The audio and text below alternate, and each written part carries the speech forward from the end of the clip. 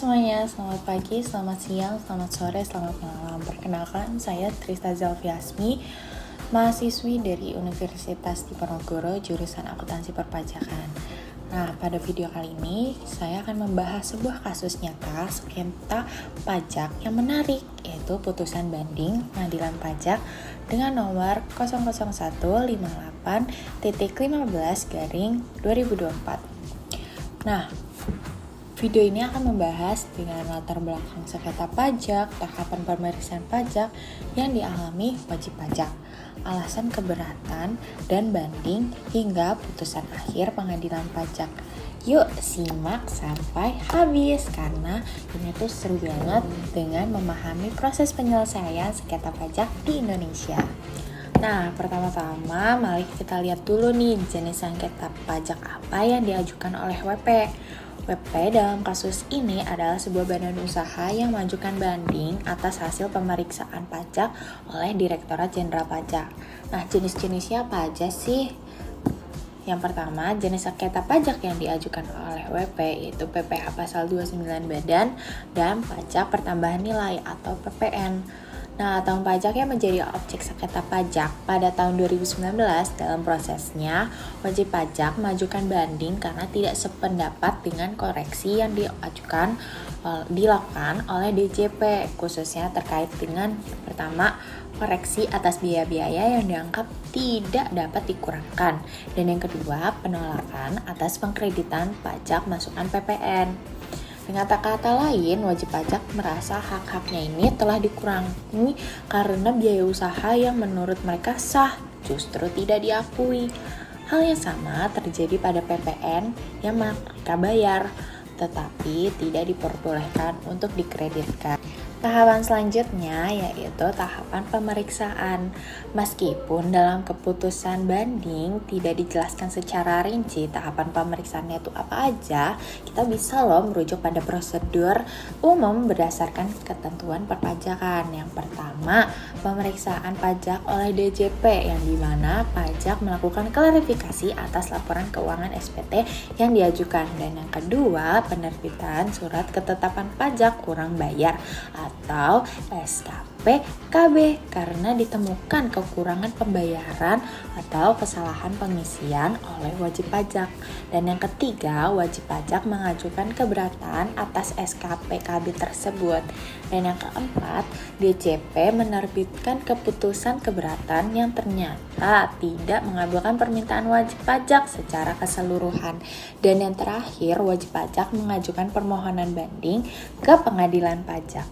Ya, kenapa sih wajib pajak mengajukan banding? Setidaknya ada dua pokok alasan yang mewajibkan wajib pajak itu mengajukan banding. Yang pertama terkait biaya operasional. Wajib pajak merasa bahwa biaya yang mereka keluarkan telah sesuai dengan kegiatan usaha dan didukung dengan dokumen-dokumen yang sah. Koreksi yang dilakukan DJP dianggap tidak beralasan karena dokumen-dokumen seperti faktur, kontrak, dan bukti pembayaran telah disampaikan. Dan yang kedua mengenai PPN. Wajib pajak menilai bahwa pajak masukan yang mereka kreditkan telah memenuhi syarat formal dan material seperti faktur pajak yang lengkap, pembayaran PPN yang nyata, dan transaksi dilakukan dengan pengusaha kena pajak. Nah, wajib pajak merasa dirugikan karena koreksi DJP membuat mereka harus membayar lebih banyak, padahal menurut mereka semuanya itu sudah sesuai dengan aturannya. Nah, apa sih alasan DJP itu melakukan koreksi kepada WP?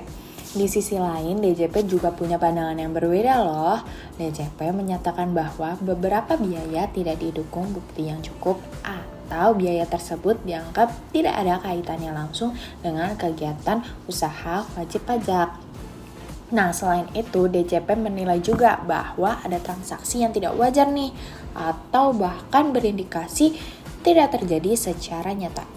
Untuk PPN juga, DJP menolak pengkreditan karena menurut mereka ini syarat formal tidak terpenuhi. Misalnya, faktur pajak yang tidak sah atau lawan transaksi yang bukan PKP.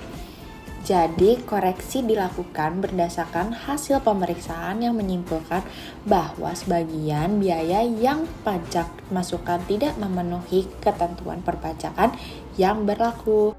Nah, setelah tahu kan apa alasan DJP untuk memeriksa dan kenapa nih WP ini mengajukan banding, bagaimana sih hasil akhirnya? Nah, hasil akhirnya itu Pengadilan Pajak dalam putusan nomor 0011058-15/2024 mengabulkan sebagai permohonan banding dari wajib pajak. Artinya, sebagian dari koreksi yang dilakukan oleh DJP itu dibatalkan. Beberapa biaya dinyatakan seharusnya dapat dikurangkan dan sebagian pajak masukan dinyatakan bisa dikreditkan. Namun tidak semua permohonan dikabulkan. Ada juga bagian koreksi yang tetap dipertahankan oleh majelis hakim karena dianggap sudah sesuai dengan ketentuan yang berlaku. Nah, putusan ini juga memperlihatkan bahwa pengadilan pemeriksa secara objektif dan adil setiap dokumen dan argumentasi yang diajukan oleh kedua pihak. Kita tahu DJP itu melakukan pemeriksaan atas apa dan WP mengajukan banding atas apa. Pelajaran yang kita ambil dari sengketa ini adalah dokumentasi itu sangat penting. Yang pertama, pengeluaran dan semua transaksi harus disertai bukti yang sah dan memadai. Selanjutnya, proses keberatan banding adalah hak wajib pajak yang bisa menjadi alat untuk memperjuangkan keadilan. Dan yang terakhir, DJP dan wajib pajak perlu memahami batas dan ruang lingkup interpretasi aturan agar tidak terjadi perbedaan pendapat yang berujung sengketa. Demikian penjelasan yang sudah saya jelaskan mengenai putusan banding Pengadilan Pajak. Semoga video ini bermanfaat dan menambah pemahaman kamu dan yang lainnya tentang dunia perpajakan, khususnya soal penyesuaian sengketa pajak. Terima kasih sudah menonton. Sampai jumpa.